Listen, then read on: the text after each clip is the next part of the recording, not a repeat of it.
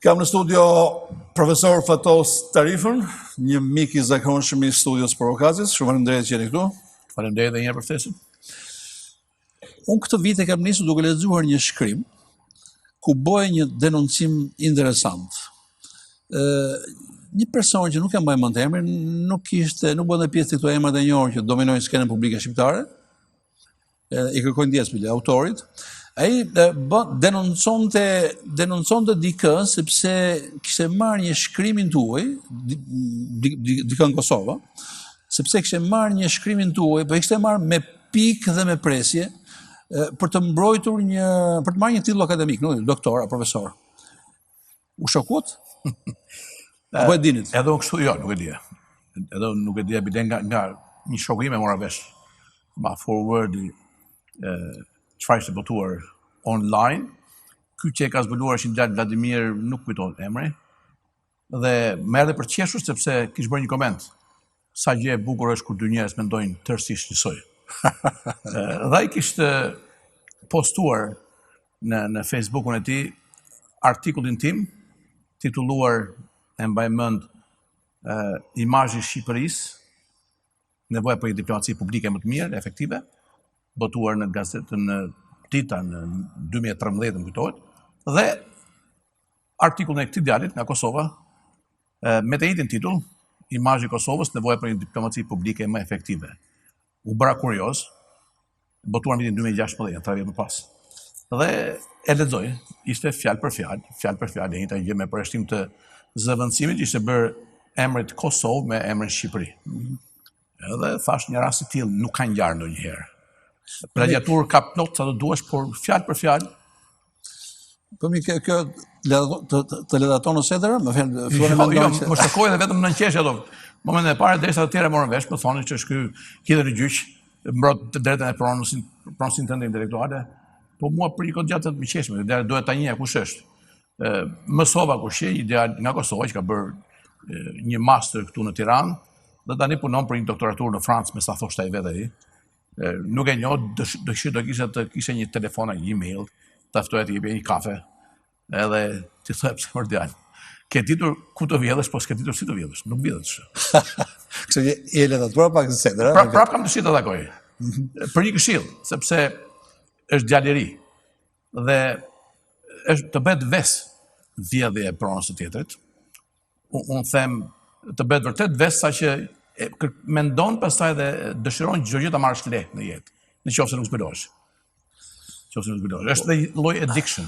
Si ai vjedh si zepa që mësohet as më kapën një herë, më kapën dy herë, vjedh vazhdimisht. Po kështu është kjo. Unë nuk e di çfarë thotë trori këtyre Tarifa, kur e bëjnë të gjëra, sepse nuk e di, është mungesë respekti për veten, domethënë është edhe ideja që ti po vjedh diçka. Dhe pastaj ajo që ti ke prezantuar, nuk është fare jotja në këtë rast, nuk është 0% e jotja. Nuk e di si ka funksionuar. Unë besoj ky, por ka shumë të tjerë, vërtet bën një marrëzi. Ata nuk do të dinë ta mbrojnë dot atë që shkruajnë, sepse nuk është gjë e tyre. Pra pa çdo mendim të shkruar, të shprehur ka një ide. Duke mos qenë idetë tua, duke vjedhur shkrimin komplet, I paaftë ta mbrosh atë. Sidomos kur vjen puna për të mbrojtur një doktorat ose një tezë tjetër shkencore. Nëse nuk është jotja, nuk është bindja jote shkencore, ti nuk e mbron dot. Po thash, mësojnë keq. Dhe harrojnë që është dhe një lloj, do të thoja, mungesë inteligjencë. Në kohën tonë, me këtë teknologji informimi që kemi, edhe komunikimi është shumë kollaj të vjedhësh, por është shumë kollaj të kapesh. Po, shumë lehtë. Kjo nuk e di nëse ju keni informacion. Kjo punë e plagjiaturave është një sëmundje që ekziston edhe në Perëndim? Ekziston, po jo në këtë masë, jo sa kene. Unë më kujtohet një rast kur jepja mësim në Universitetin e Michiganit lindor. Kjo është disa vite pas jemi takuar bashkë në Washington. Një student I marrëdhënieve ndërkombëtare më paraqiti si detyrë kursi një tekst që ishte I përkryer. Që 25 faqe tekst, u bëra kurioz, si ka mundësi se unë e kam pasur këtë nuk e njoh. E gjej shumë thjesht, me një klikim në internet, ishte një tekst I dokumentit të OKB-s. I paraqitur pas një ndryshim si detyrë kurse e tij. Niveli I studentit nuk qej I tillë që të hartonte një tekst të tillë, e thirra në zyrë, kishte dy opsione sipas rregullave të Universitetit Amerikane, ose të kërkonte ndjesë për një vit para shkolla, ose të denoncojë si plagjiatore dhe të përjashtoj përfundimisht. Çfarë do të kishte pastaj efekte në karrierën e tij të mëbonshme? E çfarë bëri? E thirrej, kërkoi ndjes vet, për një vit u largua vet nga studimet. Mund të largohesh në Amerikë të thesh prap.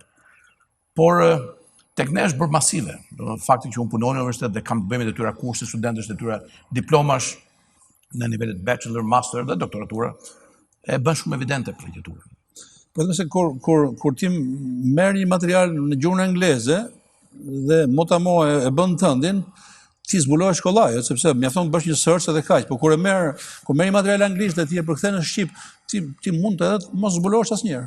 Një mendim i zgjuar dhe ideal i zgjuar, një vajzë e zgjuar mund ta zbulojë edhe atë.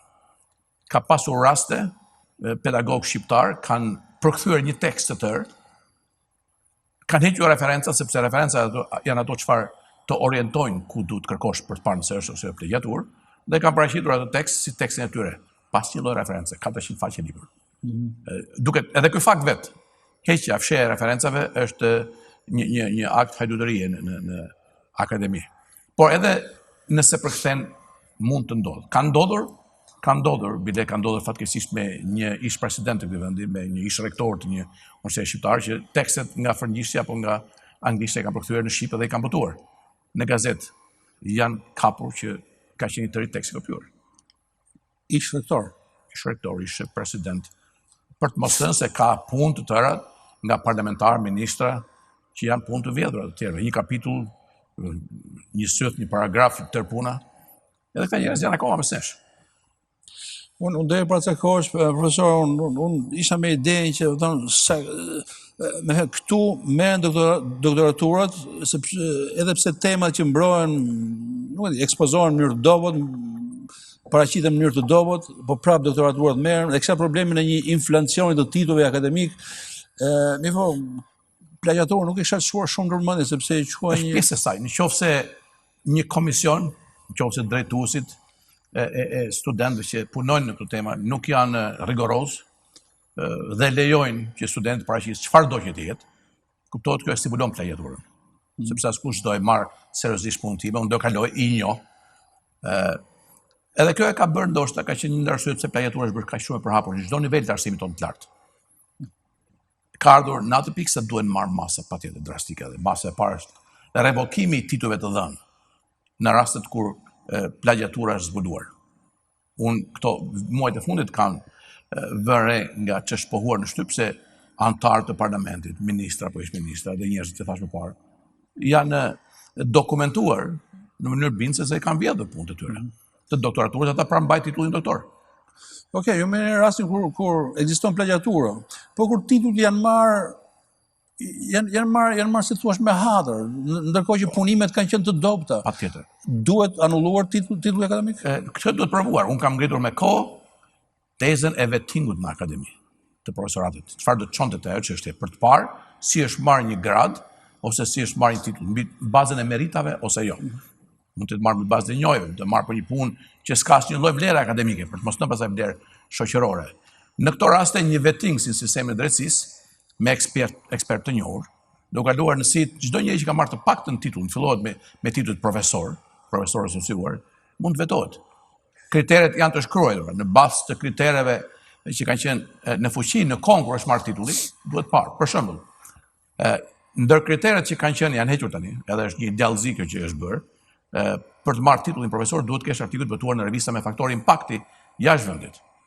Faktori impakti që ne nuk njihet nga shumica e njerëzve. Çdo revistë fantazm që botohet në Slovaki, në Romani, në Indi quhet revistë me faktor impakti, por nuk është.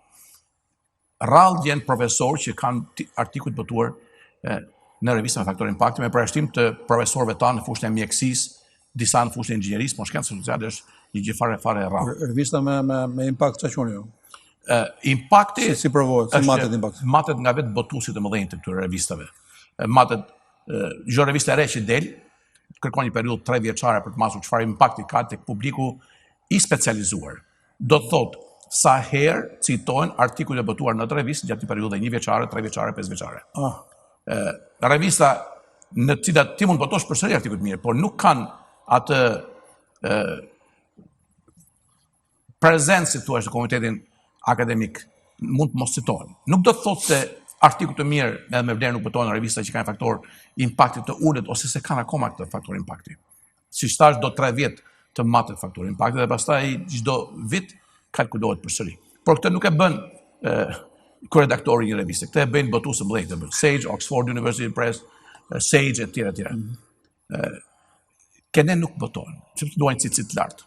Dhe ankohemi nga që në fushat tona fjalëvjen ka qenë një argument absurd që për një shqiptar ka vlerë të botojnë në revistat e vendit, sepse në revistat huaja ata që janë reviewer, janë vlerësuesit të këtyre artikull nuk njohin Shqipërinë. Është një absurd fare. Është një absurd. Po jo kur thoni për Vettingut, në terma konkret si e përfituaroni? Ne kemi këtë eksperiencë në sistemin gjyqësor, janë krijuar disa struktura. Po, kështu e kuptoj, disa struktura dhe të monitoruara nga një grup profesorësh të njohur nga universitetet më të mira, jo nga universitetet italiane, nga Bari, nga Lecce, në fakt thash. Të huaj. Të huaj patjetër, sepse këtu strukturat janë lokale. Por do ndërtosh strukturat të brendshme gjithashtu me profesorë veteran të njohur, të afirmuar. Ne kemi në mjeksi, ne kemi në çdo fushë profesorë të tillë. Dhe çdo njeri që ka marrë titullin e profesorit, mund të vesh një limit kohor, mund të vlerësohet përsëri si e ka marrë këtë titull. Të paktën a janë plotësuar kushtet ligjore për marrjen e titullit në kohën kur është marrë apo jo. Siç që thash, ky ka qenë një ndër kushtet. Një kusht tjetër është që për të marrë titullin profesor duhet të kesh dhënë për një periudhë të caktuar leksione në perëndim. Ktu njerëzit vënë në Strug, në Tetov, merren një vërtetim që kanë qenë kanë dhënë një javë mësim edhe kjo i quaj eksperiencë mësimdhënie në perëndim. Duhet pa raste të tilla janë me bollëk. Dhe unë mendoj që nëse një vlerësim i saktë, i vërtet i titujve akademik bëhet sipas të hitës logjik edhe logjistik që bëhet Vettingut drejtësi, do të shikosh një pjesë e madhe e profesoratit shqiptar të dalë skarcë. Mund të ndodhë që një shqiptar i zoti me titullin profesor, që është me vërtet i zoti, e titullin e ka, e meriton, nuk gjen dot hapësira për dhëmësim perëndim?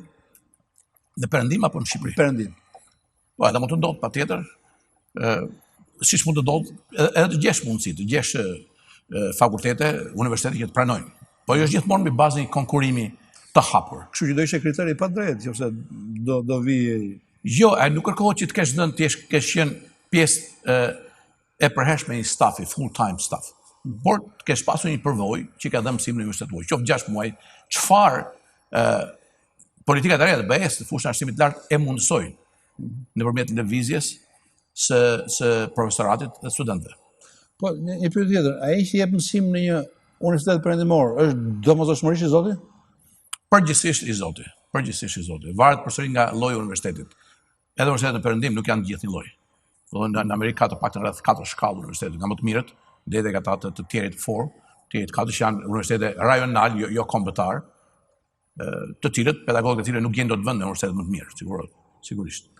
Unë lexova një letër tuaj që ju e kishit shkruar para ca vitesh, ishte ripublikuar tani që ja dërgonit 4 pedagogëve tuaj, 4 profesorëve. Po doli sot tek tema kjo. Sot, si Gjoli, Alfred Duçi, Luano Mari dhe Tefik Çaushi. Këto kanë qenë emra të rëndë dhe sigurisht rëndësia këtyre ka qenë lokale, sepse atëherë këta nuk mund të japin mësim edhe sigur donin. Këta kanë qenë për kulturën dhe arsimin tonë të lartë, këta kanë qenë themeluesit e arsimit të lartë në Shqipëri, profesorët e parë të universitetit. Po sot ka emra që janë kaq të rëndë, si thua, në terma që kanë kredenciale të tilla akademike, si kanë pas ata?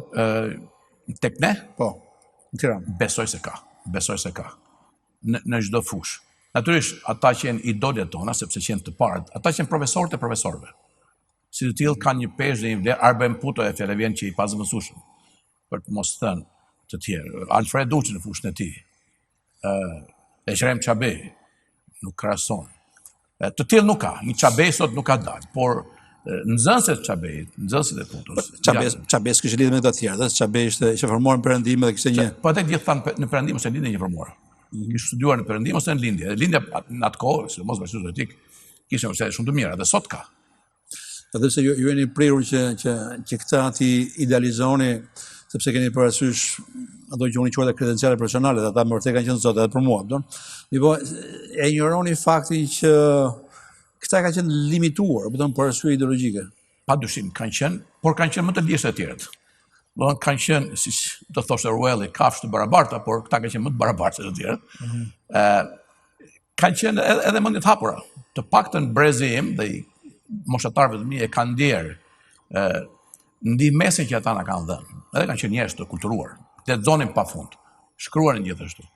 Por ata kanë bërë për ne atë që ne jo gjithmonë e bëjmë sot. Ndihmojnë të rinj të ecin përpara, sidomos kur shohin talent. Këta e kanë bërë. Dhe prandaj ju jemi, si thua, mirënjohës. Unë vetë ju jam shumë mirënjohës. Po, unë kthehem prapë, jam interesuar të di opinionin tuaj. Megjithëse duhet të kesh një lloj informacioni për të një opinion sakt, po. Vel, numri i titujve doktor dhe profesor duhet të jetë shumë i madh. Shumë i madh. Unë para disa vitesh kam vlerësuar se Shqipëria kishte për frymë të popullsisë më shumë student doktorant në proces se sa Shtetet e Bashkuara të Amerikës, Kina, Gjermania. Po pse duan? Nuk e di pse duan, nuk e di pse e duan njerëzit. E pra, Nuk e di çfarë bën njerëzit nëse bëhen doktor, nëse nuk kanë një pozicion akademik. Përse e duan. Ka një përfitim në pagë. Ky është një motiv jo pak i rëndësishëm. Është drejt që grada akademike të shoqërohet me një përfitim pak? Po. Duhet të shoqërohet patjetër, nëse është e merituar siç thash, në sistemin akademik, në universitet. Ndodhe kjo, tek ne je profesor, duke qenë në një universitet, dhe punon diku tjetër. Titullin e merr me veten, vetesh profesor gjithmonë. Profesori është një titull që t'i jepesh vetëm për një punë akademike. Brzezinski e Kizingeri kanë qenë profesor në Harvard. Por titullin e lanë kur punuan në administrat. Çfarë morën me vete ishte titulli doktorit, grada e doktorit. Dr. Kissinger, nuk thot njëri profesor, sepse titulli profesorit është vetëm në sistemin akademik. Tek ne kudo që punosh, je doktor, je profesor. Ju shkrimet tuaja që publikoni në shtyp, i nënshkruani me titullin? Si qëllon, kur është një shkrim që nuk ka natyrë akademike, vë titullin e profesorit. Kur ka natyrë akademike. Kur është një shkrim publicistik, nuk është e domosdoshme. Brzezinski dhe Doktor Brzezinski shumë herë vinin. Doktor Brzezinski, po. Në përgjithësi në Amerikë, doktor është titulli që mbahet dhe të identifikon ty si studiues. Edhe profesorët e universitetit ku unë kam studiuar, rrallë drejtoheshin si profesor, doktor, madje në emrin e parë, janë shumë informale dhe shumë më të thjeshtë njerëzit atje. Po profesor? Ka një fjalë shumë të shëmtuar, profe, i thash profit, shumë shëmtuar. Po, si të qoftë, profesor është një gradë akademike më e lartë se doktorit. Po, është titulli akademik që të jepet për shkak të krimtarisë tënde, për shkak të eksperiencës tënde në akademi, për shkak të arritjeve tua. Në Amerikë është një pozicion pune. Jo kushdo mund të bëhet profesor. Një universitet, një katedër, një departament, të themi, ka kaq vende për profesor. Dhe duhet dalë dikush në pension, dikush largohet, ose të rritet buxheti i departamentit që ai të marrë një profesor të ri. Jo kushdo bëhet profesor. Ju titullin profesor e keni marrë në Tiranë? Në Tiranë, pasi hapa një proces gjyqësor me ish ministrin e arsimit, sepse komisioni i vlerësimit titujve që ai drejtonte e ma mohoi titullin kur e kërkova, edhe pse të gjitha kërkesat e titullit përmbusheshin. Luftë. Cila është tema e punimit? Jo, për titullin e profesorit nuk ka. Nuk ka temë. Ka background akademik. Ka arritje të dokumentuara që kanë të bëjnë me tituj librash të botuar, tituj artikuj të botuar në revista me faktor impakti, eksperienca i jashtë shtetit, edhe në mësim. Që gjitha këto plotësoheshin dhe ndaj unë hodha në gjyq se nuk ma dhanë titullin padrejtisht, por e fitova më vonë. Mund të bësh një akademik i mirë në Shqipëri pa ditur gjuhë tuaja? Jo. Përfundimisht koha kur akademik i mirë mund të bësh pa ditur anglishtën ka përfunduar. Nuk ka qenë ndonjëherë.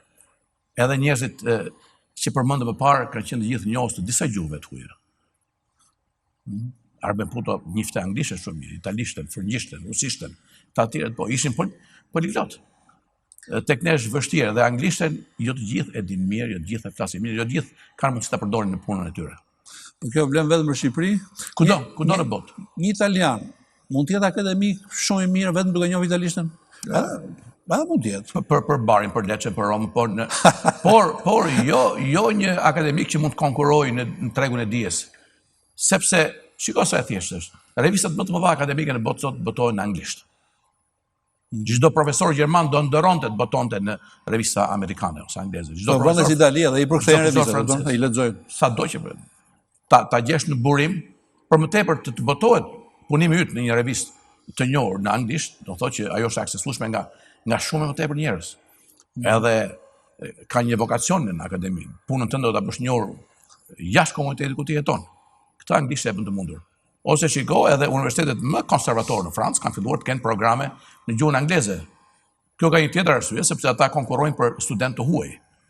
Janë me miliona student nga Kina, Vietnami, Indonezia, India që duan studiojnë në universitetet perëndimore dhe nëse nuk ke programin anglisht për ato, ai çdo vit mësoj në frëngjisht apo në gjermanisht në universitetin. Prandaj Anglia e thirr, Amerika, Kanada, Suedia e thirr. Po sipas jush një akademik duhet ta njohë fjalën anglisht, që është gjuhë e rëndësishme vërtet sot. Do ta njohë në nivelin që ai të ketë mundësinë të lexojë lirisht edhe lehtësisht gjitha materialet e mundshme, apo edhe duhet ta flasë në mënyrë që të ekspozojë mendimet e veta në forumet caktuara. Nëse do të jesh një pedagog i thjeshtë në një nga universitetet tona, mund të mësosh diçka anglisht, ke marrë atë grad që ta kërkojnë vendin punës, dhe mund të dalësh në pension pas një lloj presioni akademik me vete. Të japësh mësimin, shkosh në shtëpi të kthesh, qofse ke një mision, qofse synon të arrish diçka në jetë, në atë fushë që ke zgjedhur, dhe ne zgjedhim një fushë. Ai është vokacioni ynë për jetë. Qofse do ta ngrysësh jetën duke dhënë mësime, duke vajtur në shtëpi. Edhe ai mësimi është çapaçun me studentët e sotëm që dinë shumë më tepër, që informohen nga burime shumë më të rëndësishme. Dhe që dinë anglisht të gjithë. Nuk mund ta përfitosh mësues një pedagog që ju flet studentëve kur nuk di anglisht, ndërsa ata dinë. Atëherë po, mund të mbijetosh. Por nëse do të hecesh përpara, jo vetëm të krijosh, të marrësh nga ajo çfarë prodhon akademi, industria akademike në botë, por edhe të bësh, thuash, në mënyrë modeste pjesë e saj, duhet të publikosh në revista të mira. Duhet të marrësh pjesë në konferenca, simpoziume, të cilat zhvillohen në anglisht. Pra nuk mund të mbijetosh më në kohën tonë pa anglisht. Këtu një vit e ca më përpara u bë një protestë e madhe studentësh, e cila zgjati disa ditë. Në 10 orë të 18-s. Edhe një nga kërkesat e studentëve, ndoshta në presion e pedagogëve, apo ndoshta prinat pedagogëve, ishte një kërkesë që kishte të bënte me plagjiaturët, edhe me vënien diskutim të titujve akademik. Mirë, ju keni informacion, është bërë në i gjë lidhur me këtë gjë, apo nuk është bërë në gjë? Dhe pikërisht në atë kohë un kam shkruar dhe kam drejtuar një letër të hapur studentëve, mbaj mend, duke qenë tërësisht në krahun e tyre, sepse kërkesat që ata ngrinin nuk flas vetëm për ato ekonomike, ato janë të dukshme, por kërkesat që kanë ndaj profesorëve të tyre, pedagogëve të tyre janë shumë të drejta. Është fatkeqësi të shohësh se një pjesë e madhe e pedagogëve tanë, nuk po them shumica, një pjesë e madhe të tyre janë të paaftë. Janë mediokër, në shkallën e mediokritetit më të lartë. Dhe studentët kanë auditorë. Është humbje kohe, është humbje e pjesës më të mirë të jetës së tyre. Kalosh në auditor duke dëgjuar profesorë që thonë çfarë kanë shkruar vetë në librat e tyre. Unë njoh njerëz të cilët kanë bërë një tekst në jetën e tyre vetëm, dhe ata udhëzojnë studentëve si leksion në klasë. Tekstin e tyre. I detyrojnë t'i blejnë tekstet që shkruajnë. Është fatkeqësi. Ju bëjmë presion që nëse nuk më citon mua në tezën tënde, nuk kalon. Edhe janë raste që janë reale, nuk i krijoj, i di më vjen keq. Përpiqem të jem sa më i hapur, shumë herë kam shkruar vokal për këto çështje në shtyp, por me sa duket nuk mjafton. Pse ju studentët çfarë thonin? Lidhur me tekstet tuaja filevin ose lidhur me tekstet e mia nuk ja jap në një studentëve për të studiuar, as i detyroj. I them që kam një libër të tillë, mund ta gjeni, mund ta kërkoni, ta lexoni për shkak. Por ju them këtë gjë. Kështu e nis çdo vit mësimi, kështu e nis çdo orë mësimi me ta. Që mos besoni asgjë që lexoni ose dëgjoni. Mos besoni as ato që ju them unë.